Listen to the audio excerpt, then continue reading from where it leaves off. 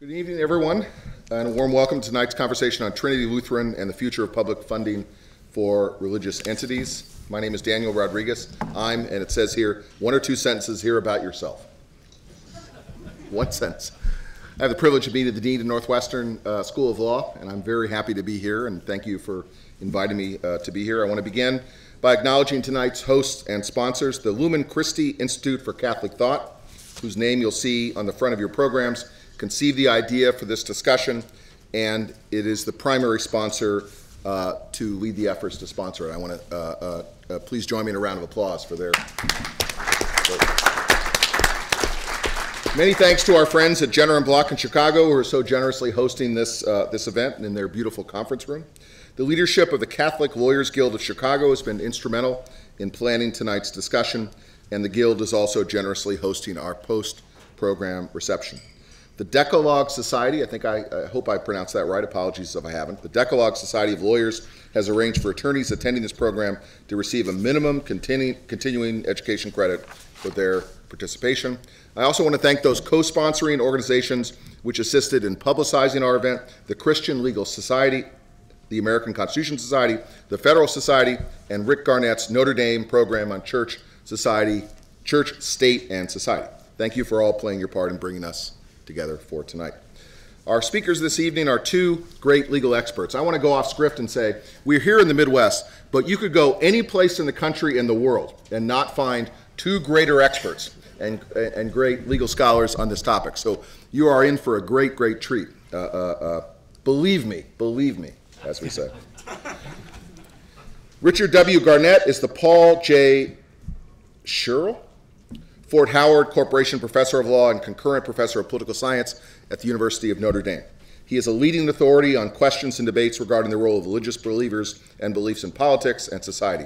He has published widely on these matters, is the author of dozens of law review articles, book chapters, and he contributes to several law-related blogs, including, and I highly recommend, The Mirror of Justice and Prof's blog. His current research project, To There Are, Understanding the Separation of Church and State, will be published soon by Cambridge University Press.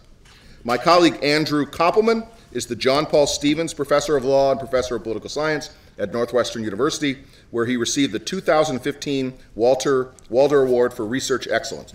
His scholarship focuses on issues at the intersection of law and political philosophy. His latest books are The Tough Luck Constitution and The Assault on Healthcare Reform and Defending American Religious Neutrality.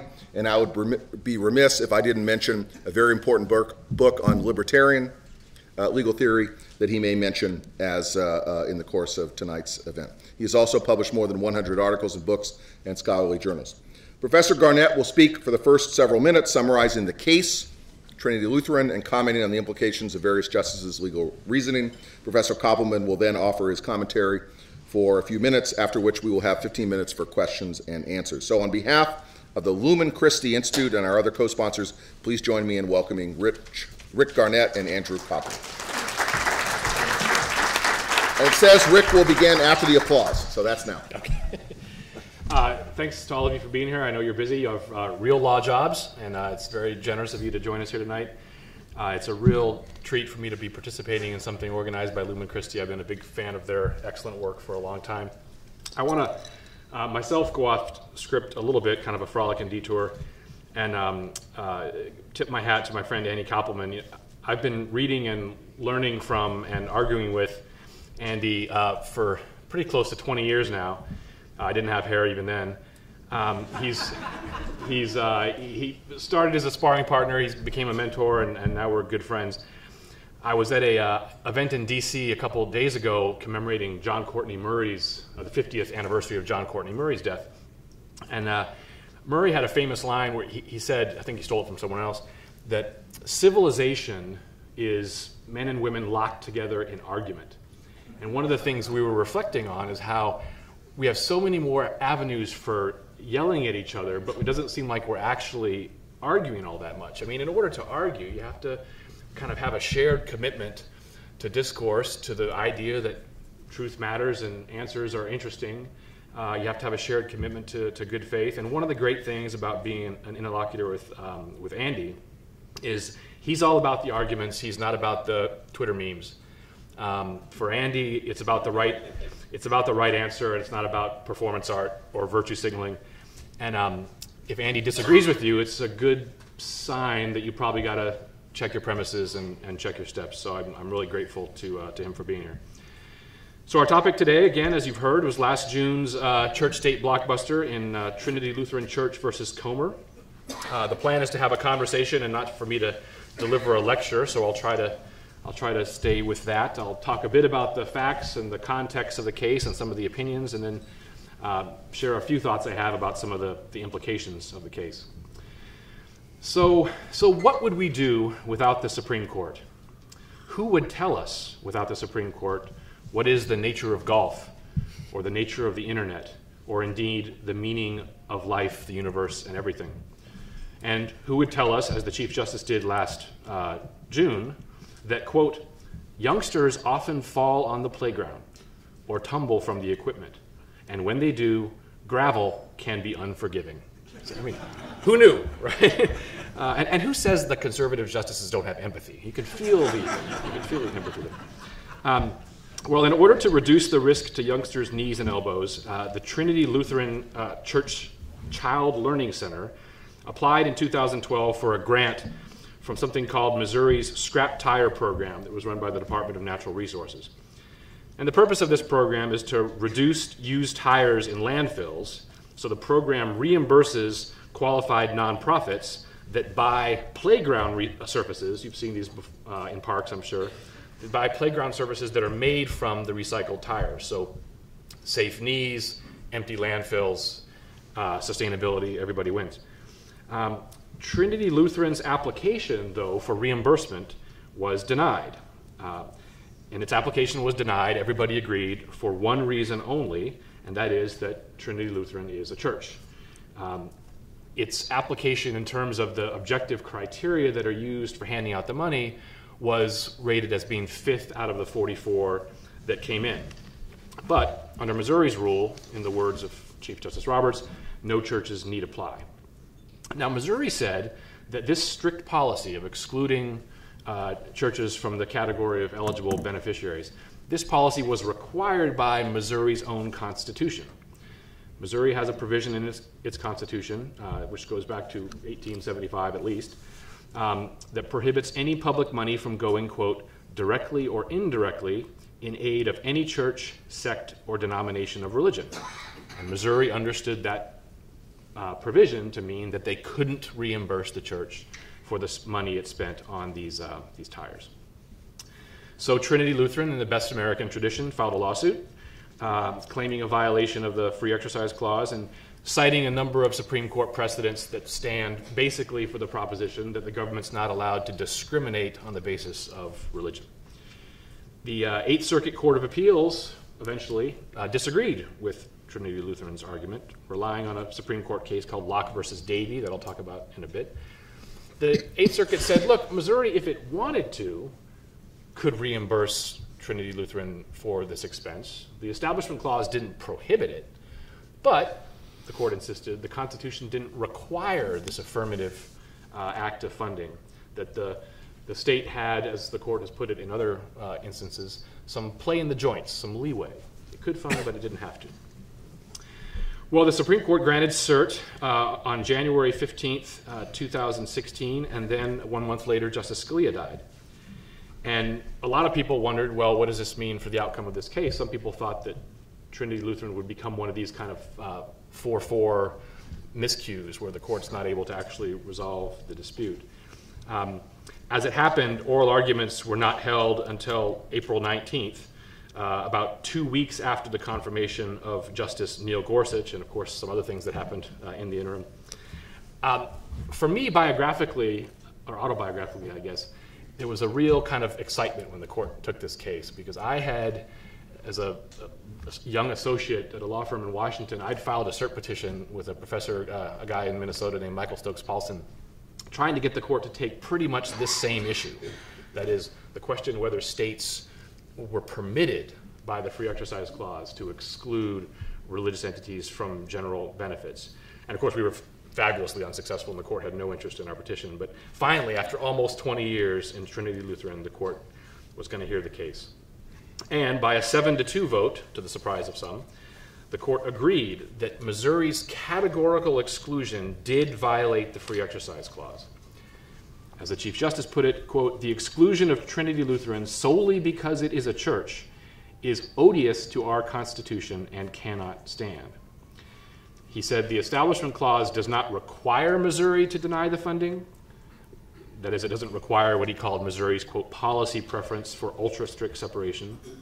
And he added, and this was the more controversial point, he said the Constitution doesn't even permit Missouri to decide that it wants to play a stricter separation game than the Constitution requires. There were 3 short concurring opinions by Justices Thomas, Gorsuch, and Breyer, and 1 long dissent by Justice Sotomayor. Justice Sotomayor's dissent was longer than the other opinions combined. She read it from the bench, and had it been a Scalia opinion, the press would have called it bittery or fiery, but more about these opinions in a minute. The key move in Chief Justice Roberts' opinion was to distinguish this case I mentioned a few minutes ago called Locke versus Davie. So in Locke versus Davie, the court had said it's okay for Washington State to tell an otherwise eligible college scholarship recipient, you can't keep the scholarship if you major in devotional theology. So the young student had said, this is discrimination on the count of religion. And the Supreme Court said, no, look, we're letting you have the money, we're letting you take it to a religious school, you can study religion if you want to, you just can't major in devotional theology. And that opinion was written by the late Chief Justice Rehnquist, and he pointed to a long historical tradition of American governments being squeamish about paying for the training of clergy. And so people disagree about how airtight this reasoning was, but the old chief's basic point was the Constitution leaves the states some flexibility between what the Establishment Clause forbids and what the Free Exercise Clause requires. Missouri, understandably, relied on that case, right? They said, look, Washington was allowed to engage in kind of ratcheting up the separation meter. Why can't we? And the 7 justices in the majority, again, the opinion for the court written by Chief Justice Roberts, said no. And the key move on the part of the Chief Justice was to say, in Locke v. Davie, we said it was okay for the state to decide not to fund particular uses of money, right? Training for the ministry. What's happening here, though, what Missouri's doing, is not focusing in on the use that the money is going to go to, but it's discriminating entirely on the basis of what he called status, religious status, or identity. Right? The idea is that Trinity Lutheran is being kind of put to a choice. Give up your religious character or give up benefits to which you are otherwise entitled. And he said that choice is impermissible, and so Missouri's application of its rule was held to violate the Free Exercise Clause. So if the key move in the case was this distinguishing of Locke v. Davie, the mysterious moment in the case is this is a footnote, which is always fun when the Supreme Court gives you these footnotes so law professors can have jobs. This is footnote 3, which reads in its entirety, "This case involves express discrimination based on religious identity with respect to playground resurfacing. We do not address religious uses of funding or other forms of discrimination." So what does that mean? It's not entirely clear. On the one hand, it's an utterly unremarkable fact that the case involves a certain set of facts and the court's resolving the questions that are presented in that particular case. But a lot of people have read that footnote as suggesting that the court is not particularly energetic to extend this non-discrimination principle into other contexts. However, and here's where things get fun, only 4 justices join that footnote. Justices Thomas and Gorsuch explicitly reject it, and so we're going to have to stay tuned and see whether, again, the broad principle in Trinity Lutheran is applied in other contexts, or whether it's limited in kind of a ticket for this day only sort of thing to cases involving tires and playgrounds. Justice Gorsuch, in his concurring opinion, addressed precisely this matter. He said, first, look, this opinion is not limited to playgrounds, so lower courts we're not going to create a special realm of playground law. Right? Apply the non-discrimination principle more generally. As he put it, our cases are governed by general principles and not ad hoc improvisations. He also expressed some concern about this sharp distinction between the uses of funds and the identity of the funding recipients. As he put it, Lutherans do Lutheran things. It's free exercise either way. So that's another thing that we're going to be needing to look for in future cases. I'll say something just really quickly about the other opinions, so I don't cross over from conversation to lecture. Justice Thomas wrote a short concurring opinion saying, just so we're clear, Locke v. Davie was also wrong, or as he put it, it remains troubling. Justice Breyer wrote a short concurrence emphasizing that this case is about the health and safety of children. It falls into the category of for the children law. And so he was clearly suggesting that signaling, I think, his view that this principle shouldn't necessarily apply in broader contexts. One of the interesting things that happened in the oral argument was that Justice Breyer was sort of wrestling with the state's position, and he asked, so you say you can't fund any churches at all. What if a church is burning down? You know, can the fire truck go and put out the fire? It's a classic hypo. The Supreme Court's been kicking this around for 80 years. If you're the lawyer for the state, hint, hint, don't say, that's right, the fire truck can't go put out the fire at the church. But that's pretty much what Missouri's lawyer did, which pretty much deep-sicked their chances with Justice Breyer, I think. I already mentioned Justice Sotomayor's dissent, which Justice Ginsburg joined. She saw this not as a kind of narrow ruling about playgrounds and tires, but she saw this as, quote, profoundly changing the relationship between church and state, in her view, not for the better. Two main points, really two whole opinions packed into one. She said the Establishment Clause shouldn't even permit this aid, but even if it permits it, the Constitution does permit the state of Missouri to adopt a more separationist pose. And then she had a long discussion of sort of the history of various state provisions denying funding to religious entities. Okay, so that's kind of how I see the facts and context of the case. Let me just highlight four quick sort of questions about the case's implications or its meaning. First, the elephant in the room, in the courtroom and still today, is the implications of this ruling for school choice programs. As many of you in this room know, the Supreme Court ruled 15 years ago, 5-4, in a case called Zellman, that school choice programs can be permissible. Since that time, the question has been, does the Constitution permit states to set up private tuition scholarship programs or tax credit programs and then exclude religious schools from participating? No justice in Trinity Lutheran explicitly, anyway, Justice Sotomayor might have implicitly challenged it, but every justice appeared to agree that school choice programs may be constitutional if they're designed properly. But now the question is, given that Trinity Lutheran has said discrimination against religious entities, and indeed against religious schools and the provisions of benefits, violates the Free Exercise Clause, does this mean that every school choice program must allow religious schools to participate on an equal footing?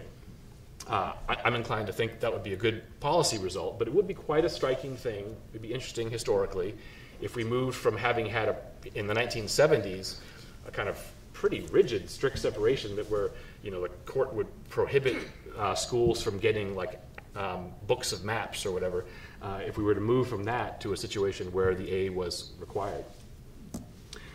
So if school choice is the elephant in the room, I'm going to do another bad cliche here. The dog that didn't bark was the constitutionality of Missouri's so-called Blaine Amendment. That's the constitutional provision that denies the funding.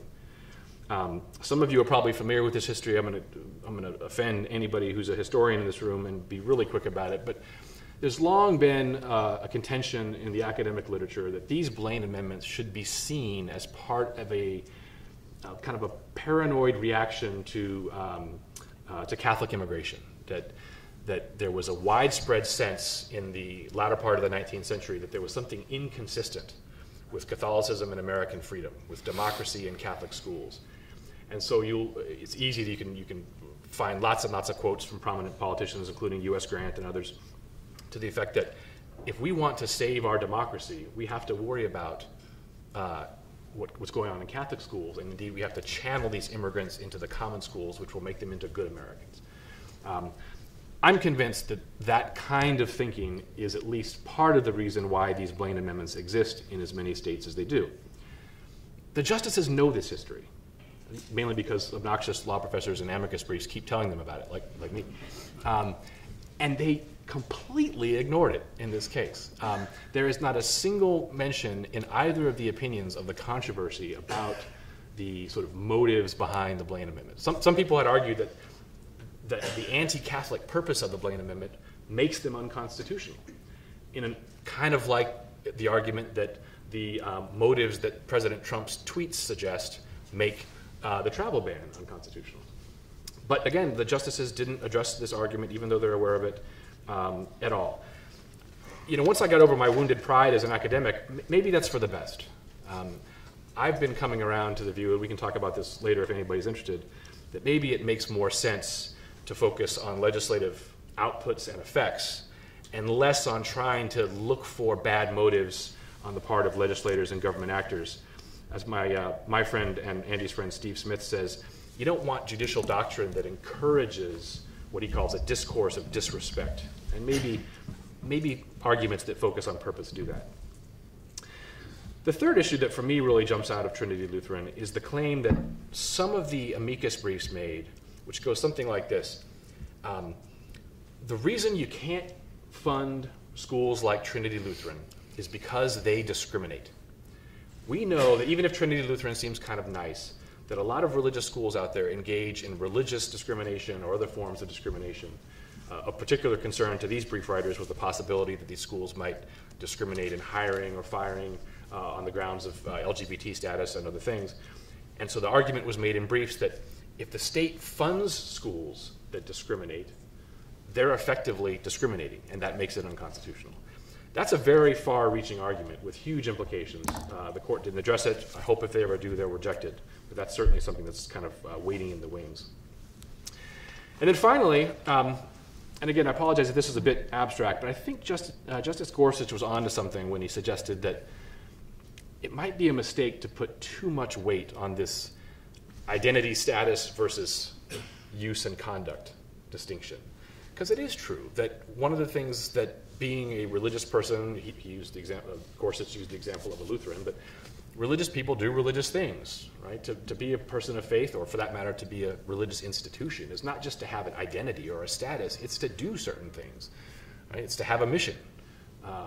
Religious believers often talk about their faith in terms of their identity, but they mean more than that. They mean more than a box checking. They mean that it infuses and animates the way that they act and the things that they, their goals, the things they aspire to do.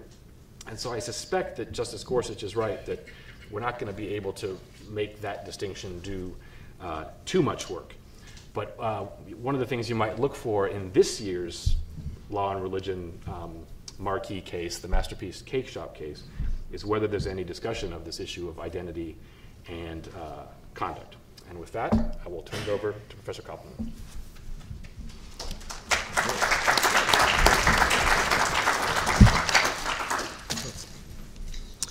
Okay, so what I'm going to do, I'm not going to disagree with Rick about celebration of the result in Trinity Lutheran. I'm going to fret and worry. And I'm going to try to persuade you to fret and worry as well. So government grants for playground surfaces are the, if I can use my own metaphor, the tip of a large iceberg. The state distributes money for a huge variety of purposes, and it always imposes conditions. It can't just hand out cash to anyone who wants it. So, of course, playgrounds should have rubber surfaces. But there are two important facts in the Trinity Lutheran case that won't always be true in funding cases. First of all, the criterion for the grant was devised on the basis of considerations that were entirely related to religion. That's why it was possible to generate a score where the church was fifth of 44 applicants. And second, the grant involved very little discretion by the administrator. Now, those two things won't always be the case. Funding formula can be manipulated in order to favor certain applicants and disfavor others, and some funding is entirely discretionary. I'm on a theater board in Evanston trying to get arts grants, and oh boy, any reason at all. In both of those ways, government can use its power of funding to favor some views over others and to favor some religious views over others. The court's opinion, and even more the concurring opinions of Justices Thomas and Gorsuch, are oblivious to these dangers. They all think that the unrestricted availability of funding is unambiguously good news for religion. If there's a dominant theme in the three opinions, it's that government can't discriminate against religion as such. So Roberts' opinion, Chief Justice Roberts for the court, rejects laws, quote, that single out the religious for disfavored treatment. So a presumption of unconstitutionality, strict scrutiny applies to any law that imposes a penalty on the free exercise of religion. So the exercise of religion is punished when religious entities are denied the right to compete on an equal footing for government funding. And Justice Thomas likewise condemns laws that facially discriminate against religion. Justice Gorsuch agrees that free exercise principles do not permit discrimination against religious exercise. So how broad is this pen on discrimination against religion? Let's imagine that a town has, let's call it, the Board for Subsidizing Good Things. Seems like a good idea. I hope you're in favor of good things.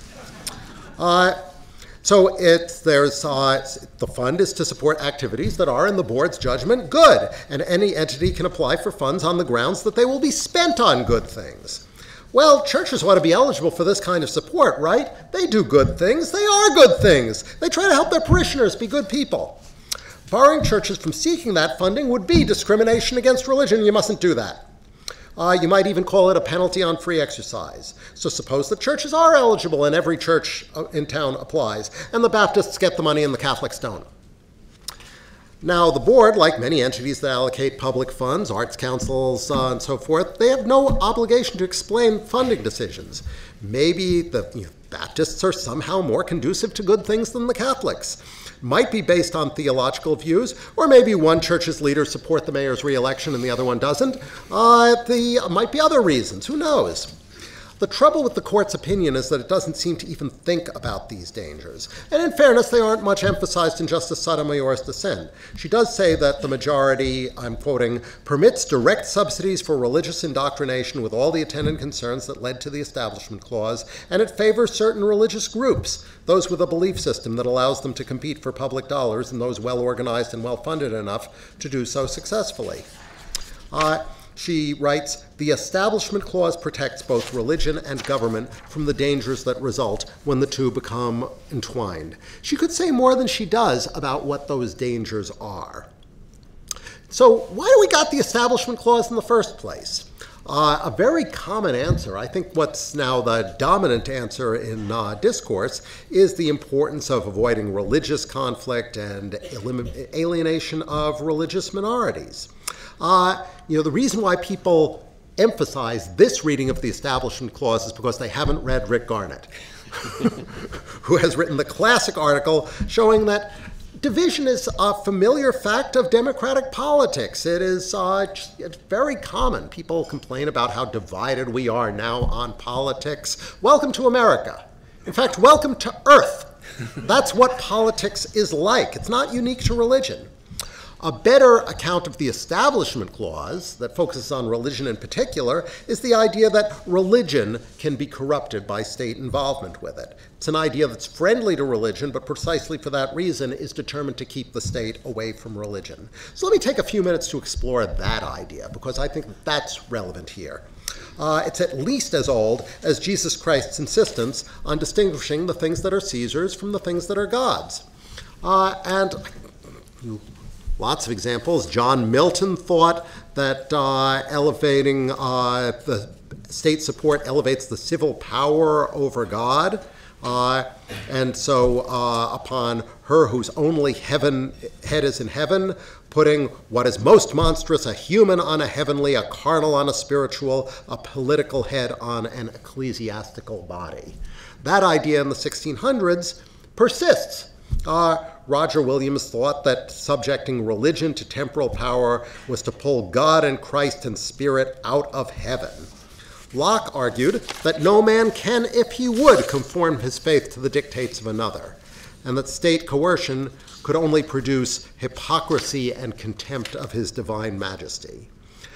Jefferson declared that in his bill for establishing religious freedom, that Almighty God hath created the mind free, and all attempts to influence it tend only to beget habits of hypocrisy and meanness. Establishment tends also to corrupt the principles of the very religion it's meant to encourage by bribing with a monopoly of worldly honors and emoluments those who will externally profess and conform to it. I could go on, but I'll end with the author of the First Amendment, James Madison, who argued against a general funding tried to fund religions equally with an assessment in support of churches. He thought that the idea that the civil magistrate as a competent judge of religious truth is an arrogant pretension falsified by the contradictory opinions of rulers in all ages. And the idea that we want to support religion because it conduces to good citizenship, he thought was an attempt to employ religion as an engine of civil policy, which he thought was an unhallowed perversion of the means of salvation. Now, the strong separationism of the Warren Court, I should understand, the rule that the state was adopting in the Trinity Lutheran case was the law of the Establishment Clause for some time.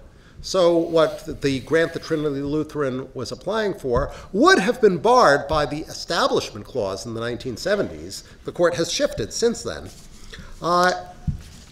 So the court also says that the reason why the state can't involve itself with religion, for example, and it's, I guess, probably most famous church-state decision, saying that the state could not have non-sectarian prayers in schools, is that the first and most immediate purpose of the Establishment Clause rested on a belief that the union of government and religion tends to destroy government and degrade religion.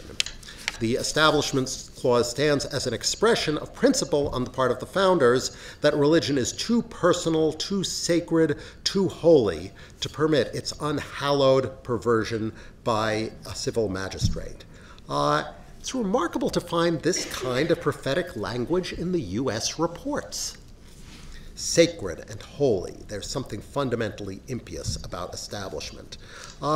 And the author of the opinion, Hugo Black, Rick talked about the role of anti-Catholic bigotry in the Blaine Amendment, and I agree with him that it was there. It's also clear that it was there in the opinions of Hugo Black, who wrote the opinion in that case.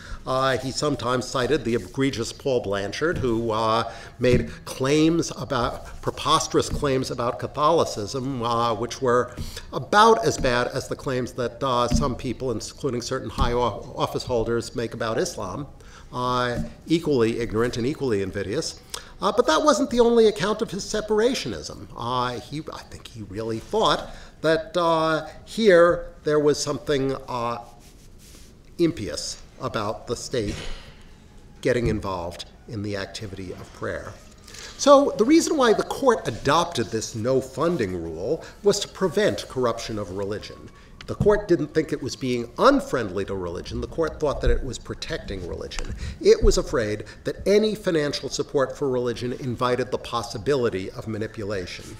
So in Lemon versus Kurtzman, the court invalidated laws that reimbursed private schools, which were mostly Catholic, for the salaries of teachers. And the court explained any direct aid in cash or kind to the educational mission of such schools would inevitably involve the state as a subsidizer of religious indoctrination, or would produce excessive entanglement between public officials and representatives of the religious schools. Now, as it played out, this separationism reached indefensible results. And I think that the court was right to abandon it. The low point was a case in 1985 called Aguilar versus Felton, which held that special education teachers who were paid by the state could not teach in parochial school buildings because they might be influenced to influence religious content into their work. Now, the danger in that case was minimal, and the effect was to force cities to spend their scarce education funds putting trailers in school parking lots. And so children attending schools in economically poor neighborhoods in need of remedial education couldn't get that sort of help on school premises from dedicated public employees who had no agenda of religious instruction in mind. This was silly. And the court eventually abandoned this position. It's now upheld funding of private schools, including religious schools, via vouchers, which involve, the court has said, true private choice in which government aid reaches religious schools only as a result of the genuine and independent choices of private individuals. But now some states have their own no-funding provisions in their state constitutions, and not all of these were Blaine amendments. Sotomayor cited a number from the founding period. So in Locke versus Davey, that case that said that a state could bar the funding of training to be a member of a clergy, the court cited play in the joints of the religion clauses. But the bottom line seemed to be that the free exercise clause did not forbid a prophylactic rule of separationism, which only a few years earlier the Establishment Clause had been held to require. I think the court wasn't willing to say that its predecessors were so unreasonable that they were violating the Constitution themselves with the rules that they were imposing on the states. And so Trinity Lutheran essentially abandons that. The Trinity Lutheran says that a rule which was a constitutional requirement in 1985 itself cannot be adopted by the states because it violates the Constitution. Now, when government allocates benefits, this often involves discretion about who gets the money. And so conditional funding's a way for a government to shape civil society and pick winners and losers. Often this is exactly the right thing to do. You shouldn't subsidize all private group residences, but if they offer heroin rehabilitation treatment, that actually might be a good reason to give them some money. And it's good for schools to have safe playgrounds. But when the state's been given discretion in the area of religion, the results have not been pretty. In 1983, the court departed from its ordinary separationism and upheld legislative prayers in Marsh versus Chambers. And it cited a long history of such prayers, and no doubt the court thought that by upholding the prayers, it was avoiding a divisive controversy. The problem is that this relaxation of the neutrality requirement is different from other forms of ceremonial deism, like in God we trust on the currency, because it requires a continual set of discretionary choices. So the issue of prayer now divides municipalities all across the country in a zero-sum battle in which the state ends up deciding disputed points of theology. In the years following Marsh, some jurisdictions have rejected proposed prayers precisely on the basis of their non-majoritarian religious content. So there was one case, it was only because litigation happens that we learned this, it came out in discovery, that one clerk had systematically eliminated Muslims, Jehovah's Witnesses, Jews, and Mormons from the list of invited participants. Another explicitly rejected Wiccans as neo-pagan. And elections have sometimes been fought over whether official prayers should be overtly Christians. And members of clergy have been told to tailor their prayers to make them more likely to be acceptable to authorities. So in deciding who gets to pray and in giving guidelines about what kinds of prayers are acceptable, the government gets to decide which religions are true, or at least which are close enough to the truth to be worthy of respect. This is not a happy result. This is not friendly to the free exercise of religion. If this kind of consequence is to be avoided, then some kinds of discrimination against religion is necessary. In politics, various interests come to the state, and they claim that the state's financial support will help them to promote some worthy purposes that the private sector will not provide unaided, and sometimes they're right, so this kind of claim is inevitably part of normal politics. But if religious claimants get to come forward making this kind of claim, the state will be empowered precisely in the way the religion clauses forbid. On the issue of school choice, the state you offer a general voucher. The attraction of vouchers is that the state doesn't pick and choose among the voucher recipients. But the state can impose requirements on the schools, and so religious gerrymanders are possible. Even if you say we're only going to fund schools that don't discriminate on the basis of religion and accepting students, some schools have religious requirements that they engage in such discrimination.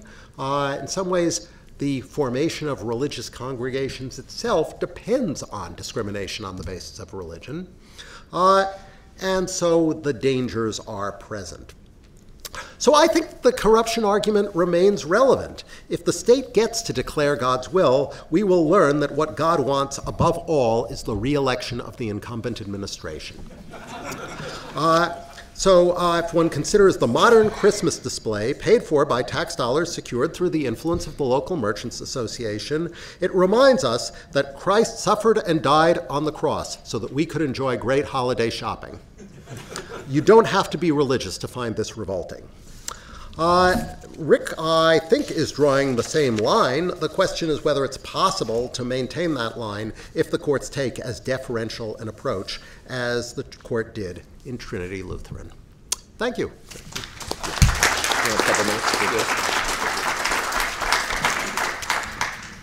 I'll be really quick so we can hear from you, but Andy opened up by saying he was going to fret and worry about two things, and I just want to agree entirely that the two things he mentioned are things worth fretting and worrying over. So first, it is true that one of the reasons often given for the American church-state regime is a concern that government support for religion can have this perhaps ironic, perhaps intended effect of co-opting or corrupting religion. That is a real concern.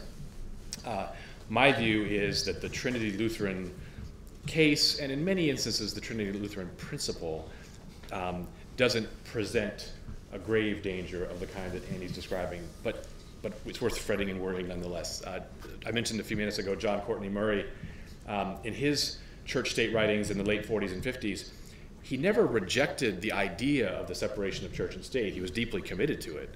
But he said a healthy separation between church and state does not rule out what he called friendly cooperation. And it seems to me that there are going to be instances when that friendly cooperation can happen without the kind of corruption that Andy's talking about, but that he's right to worry about. Second thing we all need to worry about, those of us who care about religious freedom and the integrity of religious institutions, are the conditions that come with funds and benefits.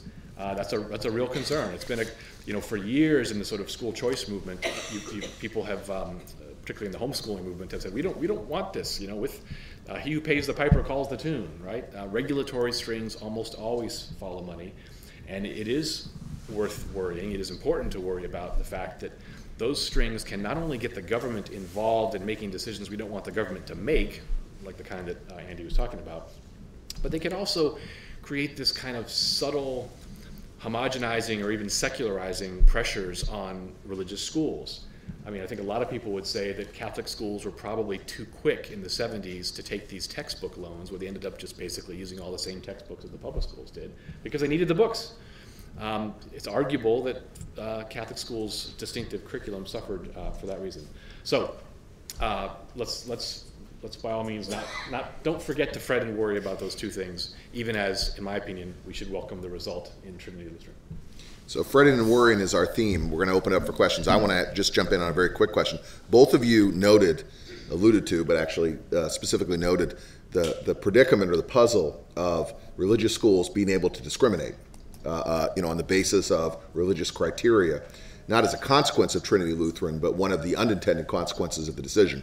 Andy noted it as a grave worry, and Rick also noted it. Could you say a little bit more about what religious schools might be able to do in light of Trinity Lutheran? That is the scenario of religious schools being able to discriminate. Well, so in my view, religious institutions, including religious schools, have a right to engage in what is sometimes called discrimination. That is, to do things that we wouldn't want the government or Walmart to be able to do.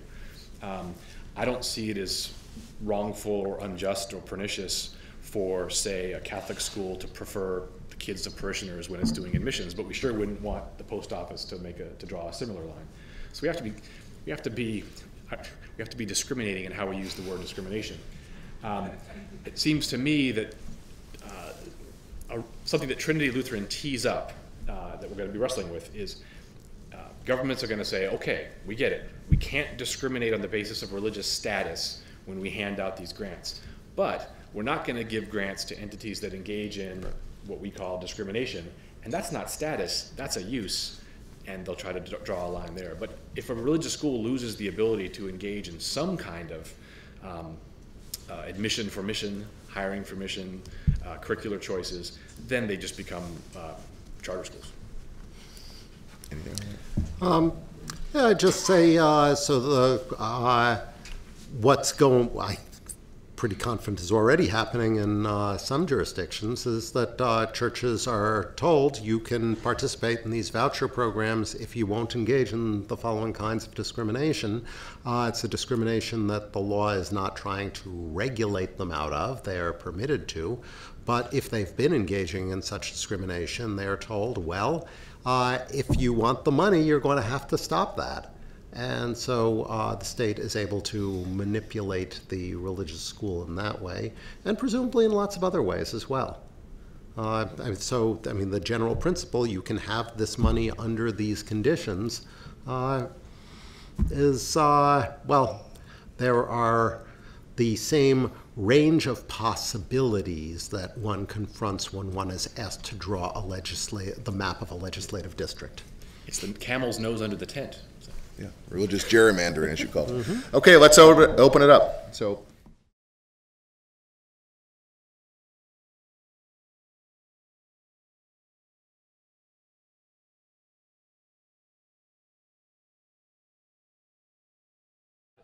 super briefly, those are cases that stand for the proposition. Sorry? Yeah.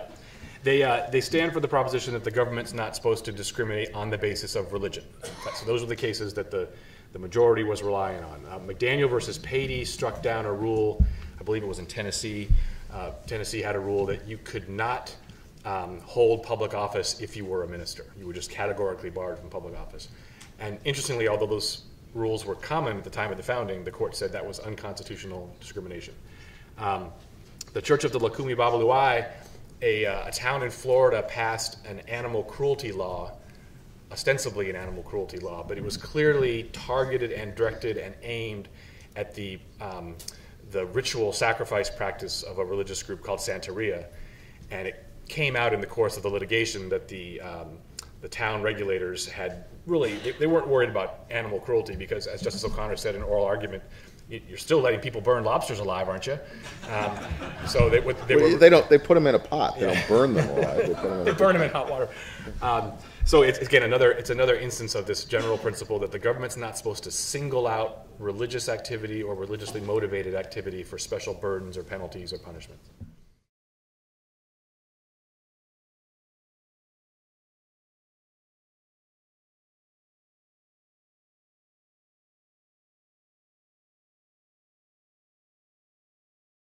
So on the question of whether American law does give special treatment and special favor to religion in general, considered in the abstract, I absolutely agree with you. It's the thesis of my book.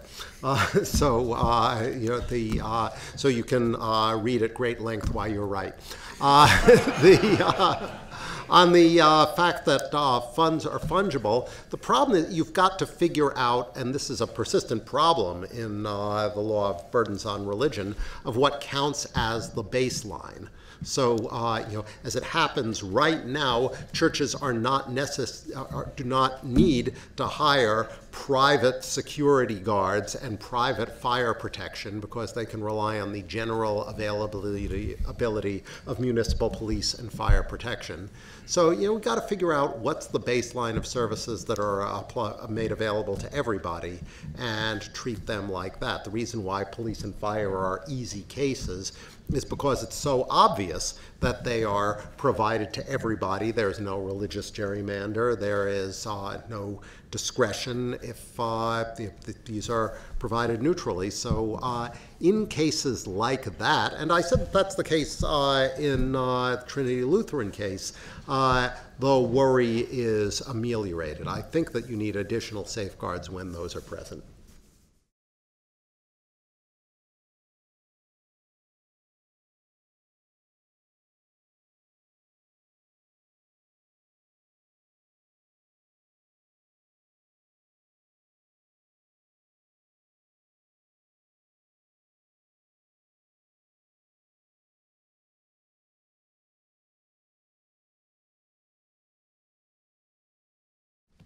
Yeah, that lawsuit was brought by the Becket Fund, I want to say, a couple weeks after Trinity Lutheran came down, because you can see the argument that if the principle in Trinity Lutheran, no discrimination in the dispersal of benefits, is applied kind of energetically, then FEMA shouldn't be able to deny these funds to churches.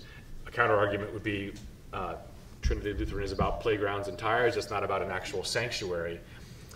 There's an interesting precedent for this particular fight, though. If you remember, after 9/11, there was some discussion about whether the government could help pay toward the rehabilitation of some of these historic churches that were damaged in Lower Manhattan, including the one, I'm forgetting the name, where Alexander Hamilton had worshipped. And the argument on behalf of the aid was something like, look, the government's not paying to help religious ministry, religious worship, religious evangelization. It's the government's money is aimed at the historic preservation interest, right?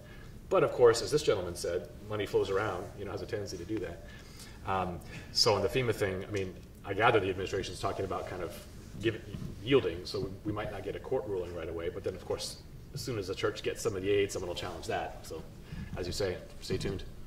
The issue, again, is gerrymandering. My understanding is that I actually was speaking this afternoon with our friend Richard Schrager from Virginia, who tells me that there is a government fund that provides protection against terrorist attack for those religious entities that are potentially the object of religious attack, and it's been appropriated by Congress.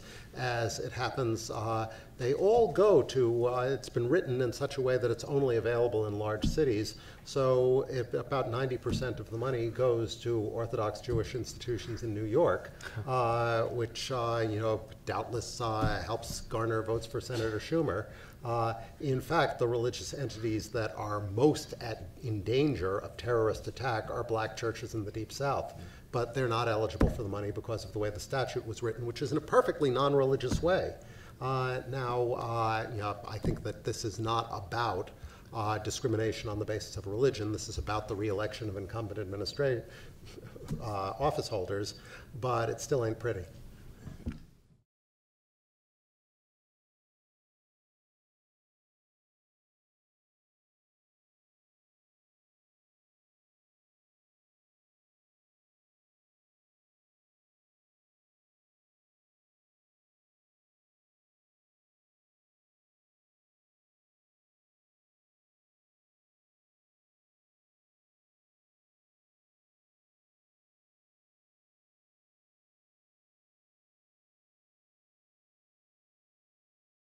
I apologize in advance if this is non-responsive. The students in the room will know that I've been known to do that sometimes. In our free exercise law, we have always been willing, even though we're a little uncomfortable about it, we've always been willing to let judges ask whether we think claimants are sincere.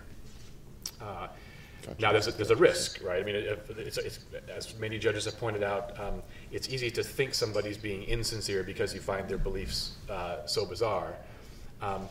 It's also the case that the courts have worried about incentivizing disingenuous or just fake claims about religious liberty because, again, religion does get special benefits in the form of accommodation sometimes.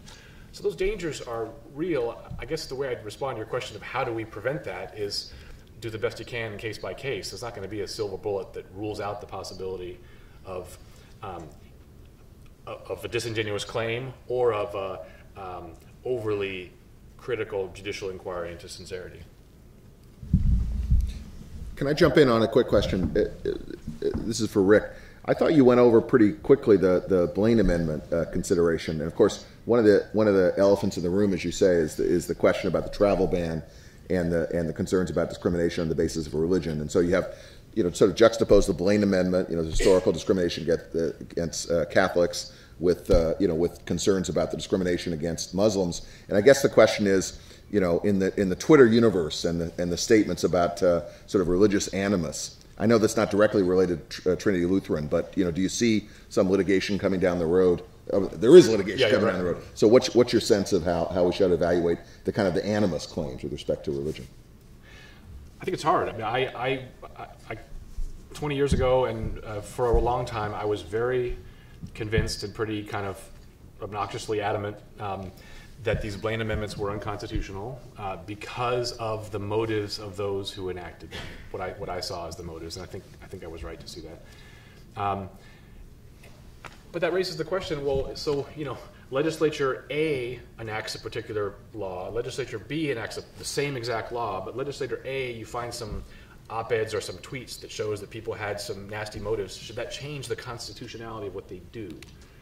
And I've been coming to be more skeptical about the ability of courts in a principled and consistent way to identify what a law's true motive or what a legislator's true purpose is, and then to kind of distinguish between laws that have X effect and are permissible and laws that have X effect but are impermissible because of their nasty motives. So if you take it to something like the travel ban litigation and so on, people are making different arguments against it, but at least some people have said this exact same policy would have been permissible had it been done by somebody who wasn't so obsessed with tweeting things unedited. And hating Muslims. Or that. Right, yeah? right. So to say what follows isn't to defend the policy, but I do worry about legal doctrine that invites people to be looking at the inputs more than the outputs.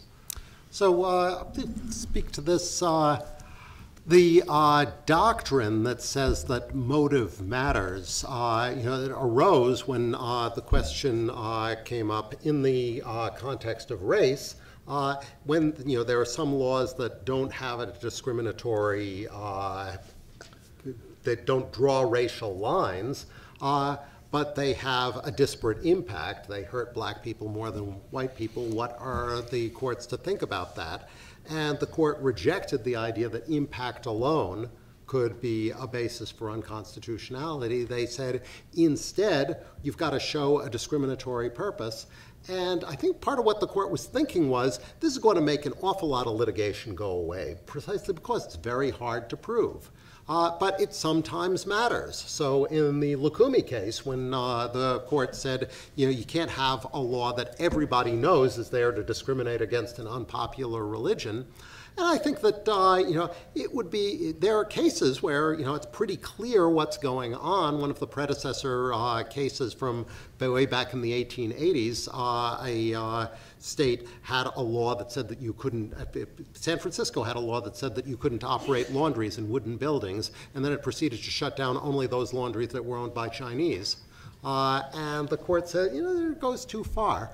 But really what the court was thinking here was that this requirement, it really wasn't going to have that much effect on the law, because even the chairman of a school board in Mississippi in 1976, who intends racial discrimination, the year that the Washington versus Davis decision came out, was not going to announce his discriminatory purpose. They thought once this was the law, you were not going to get an office holder who was dumb enough to publicly announce, I'm going to now discriminate on an unconstitutional basis. That's my reason, that's my purpose, that's my intention. And it really, for a long time, had not happened. And I don't think that it's likely to happen again very often. Okay. In the back, please.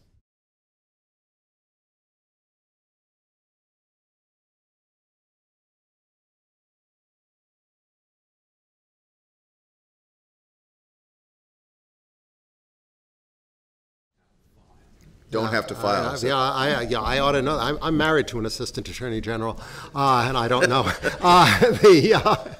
of Illinois.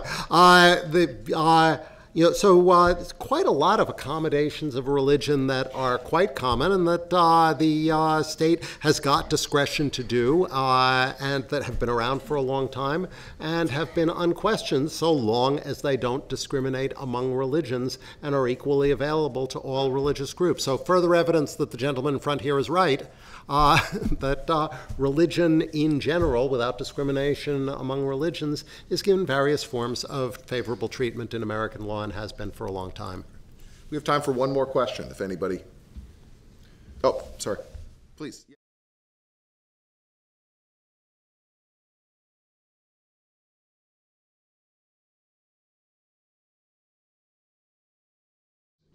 Yeah. I think that the term religious indoctrination has a tendency to be an anti-Catholic trope. The contrast is between the nice religions that most of us have, because this term gets used by judges who are themselves religious, and the idea that there's some forms of religious education, the bad forms of religious education, that turn the students into mindless robots who are going to be bad Americans and hold authoritarian beliefs. This was a common stereotype about Catholicism for large chunks of American history. It's a stereotype about Islam that gets a lot of support now. Preposterous in both cases, and equally a reason to worry. If I were a judge, I would not use that phrase. If you're curious, my colleague down at Notre Dame, Jerry Bradley, wrote an article on this very point where he kind of traced the use of that term indoctrination and really kind of teased out its connections and the things that were cited in support of it to make the point that Andy just made. And I speak as somebody who teaches doctrine. And the dogma runs deep in Andy Koppelman. So very deep. With that, let me take the opportunity to thank the Lumen Christi Institute and Jenner and Block and Andy and Rick for this great remarks.